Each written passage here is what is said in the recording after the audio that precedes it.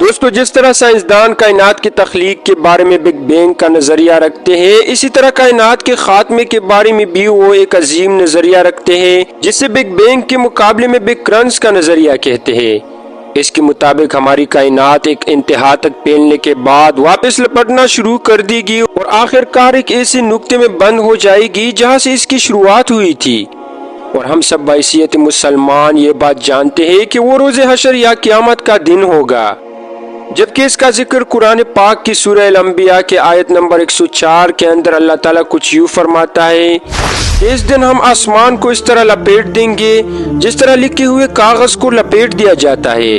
پھر ہم نے جس طرح تخلیق کی ابتدا کی تھی اس طرح ہم اس کو واپس کر دیں گے۔ دوستو، قرآن مجید کی اس تھیوری کو آج سائنسدان بگ کرنچ تھیوری یا کائنات کے خاتمے کا مرحلہ قرار دیتے ہیں، جبکہ قرآن پاک میں یہ حقائق 1400 سال پہلے بیان کیے گئے، جب سائنس اور ٹیکنالوجی کی کوئی تصور ہی نہیں تھی۔ اس آیت مبارکہ میں کاغذ کی طرح لپیٹ دینے کی بات ہوئی ہے، جو کہ کافی غور طلب ہے، کیونکہ کاغذ کو تہ لگا کر لپیٹا جاتا ہے اور تہ ایسی چیز کی لگائی جاتی ہے جو کہ متوازی ہو۔ پہلے کے لوگ اور سائنسدان یہ نظریہ رکھتے تھے کہ شاید ہماری کائنات گول یا بیضوی ہے، مگر 20ویں صدی کے آئنسٹائن کی تھیوری آف ریلیٹیوٹی میں یہ نظریہ پیش کیا گیا کہ ہماری کائنات متوازی ہے اور ململ کے کپڑے کی مانند ہے، جس میں کوئی بھی آبجیکٹ رکھ دیا جائے تو اس کے وزن کی بدولت جتنا زیادہ دباؤ ہوگا، یعنی کہ کوئی بھی آبجیکٹ ململ کے کپڑے میں جتنا ڈیپ ہو جائے گا، اس کے متاثرہ حصوں تک اس آبجیکٹ کی گریویٹیشنل فورس موجود ہوگی، یعنی اس گریویٹیشنل فورس کے ایریا میں جو بھی چیز آئے گی وہ اس آبجیکٹ کے گرد گھومنا شروع کر دے گی۔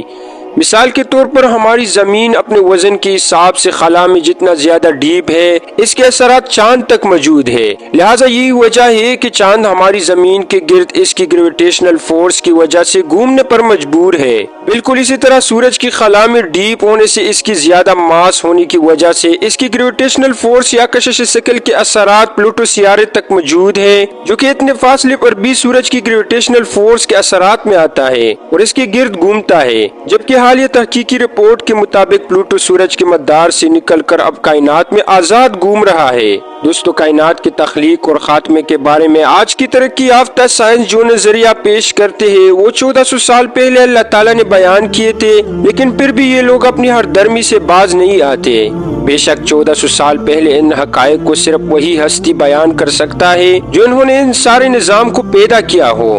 اور وہ ذات ہے اللہ کی ذات۔ مجھے امید ہے کہ آج کی اس ویڈیو سے آپ کو بہت کچھ نیا جاننے کو ملا ہوگا، تو پھر اس طرح مزید انفارمیٹیو ویڈیوز کے لیے ہمارے چینل کو ضرور سبسکرائب کریں۔ Thanks for watching this video. اجازت چاہتا ہوں، اللہ حافظ۔